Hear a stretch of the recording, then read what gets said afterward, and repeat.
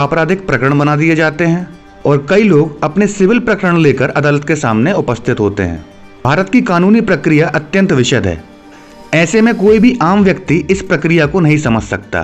कानूनी बारियों को केवल एक अधिवक्ता ही समझ सकता है। फिर किसी व्यक्ति पर यदि कोई आपराधिक प्रकरण बनाया गया है, तब ऐसे आपराधिक प्रकरण में सरकार की ओर से सरकारी वकील पैरवी करते हैं। एक वकील का सामना वकील ही कर सकता है। आम आदमी स्वयं अपना मुकदमा अदालत में नहीं लड़ सकता, उसे वकील की आवश्यकता होती ही है। वकील की सेवाएं महंगी सेवाओं में से एक हैं। अब प्रश्न यह आता है कि अगर वकीलों की सेवाएं महंगी हैं, तब गरीब लोगों को कानूनी सहायता कैसे मिल पाएगी? कोई भी गरीब व्यक्ति अपना मुकदमा अदालत में कैसे चला पाएगा और अपने पर लगे हुए आपराधिक प्रकरण में स्वयं का बचाव कैसे कर पाएगा? क्योंकि गरीब व्यक्ति के पास इतने साधन नहीं होते कि वह एक महंगे वकील को नियुक्त कर सके। भारत सरकार ने और भारत के उच्चतम न्यायालय ने इस समस्या से निपटने के लिए विधिक सेवा प्राधिकरण नाम का एक विभाग बनाया है।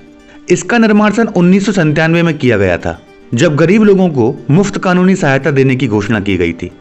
इस प्राधिकरण के माध्यम से भारत के उन गरीब लोगों को मुफ्त में विधिक सेवाएं दी जाती हैं जो अपना मामला न्यायालय के समक्ष रख पाने में असमर्थ हैं, जिनके पास इतने रुपए पैसे नहीं हैं और आय के कोई साधन नहीं है कि वह अपना मामला अदालत के समक्ष रख सकें।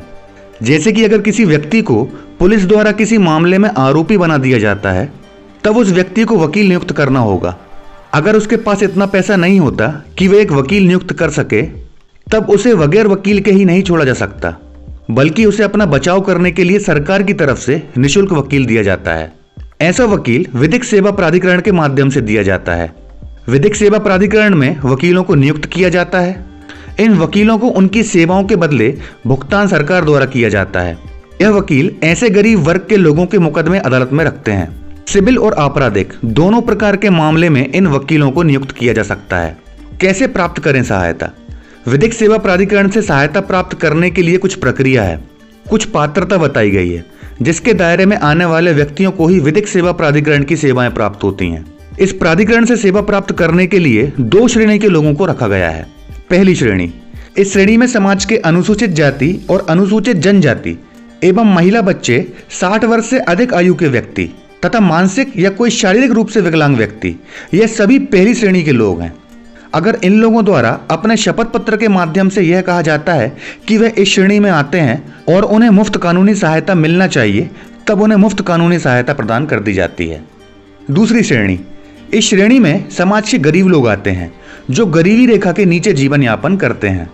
ऐसे लोगों के पास गरीबी रेखा का राशन कार्ड होता है और यह किसी प्रकार का आयकर भुगतान नहीं करते।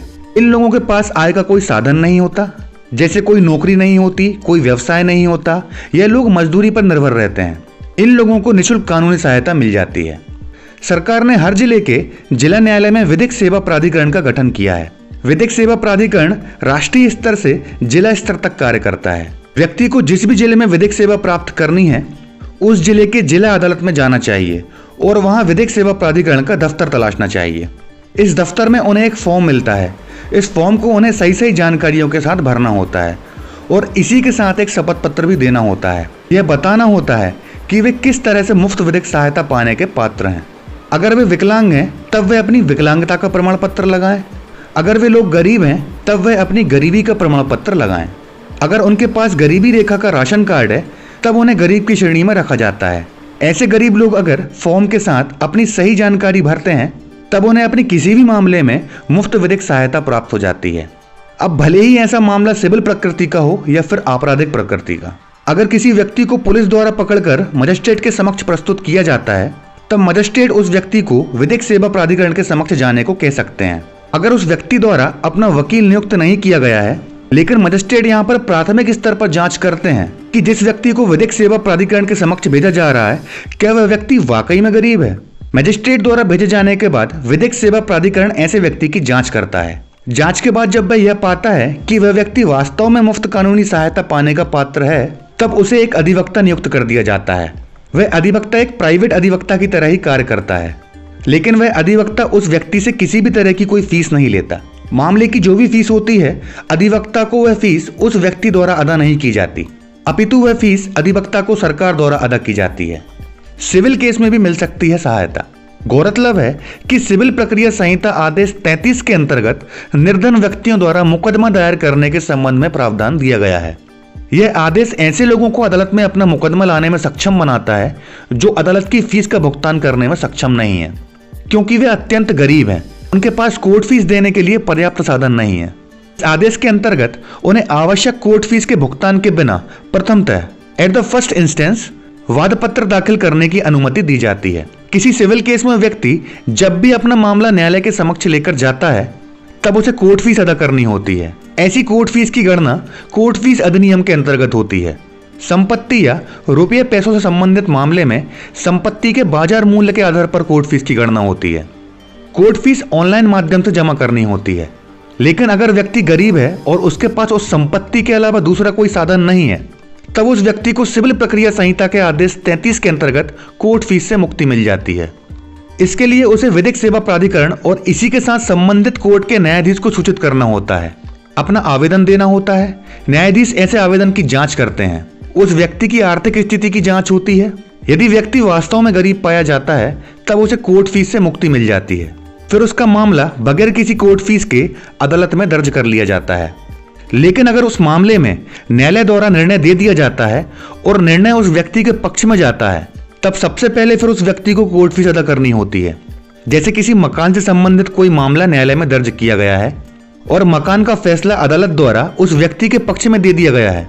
जो व्यक्ति मामले को कोर्ट में लाया था तब मकान पर कोर्ट फीस एक कर्ज की तरह होती है।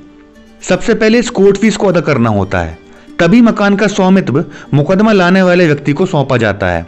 इस तरह कोई गरीब व्यक्ति अपने सिविल और आपराधिक दोनों प्रकरणों में मुफ्त कानूनी सहायता प्राप्त कर सकता है। लेकिन इतना ध्यान रहना चाहिए, यह कानूनी सहायता केवल गरीब लोगों को ही प्राप्त होती है। लेकिन ध्यान देने वाली बात यह भी है कि कोई भी न्यायालय की अवमानना, मानहानि और अर्थदंड ऐसा कोई भी मामला है तो ऐसे मामले में विधिक सहायता प्राप्त नहीं होती। विधिक सहायता से संबंधित कुछ सुप्रीम कोर्ट के लैंडमार्क जजमेंट भी हैं, जैसे कि मथाई एम पैकेदय वर्सेस सी के एंटोनी 2011-13 SCC 174 और आरवी देव वर्सेस मुख्य सचिव केरल सरकार 2007 5 SCC 698। तो इस प्रकार यदि कोई व्यक्ति गरीब है तो आदेश 33 के अंतर्गत वह क्या है, मुफ्त कानूनी सहायता प्राप्त कर सकता है। और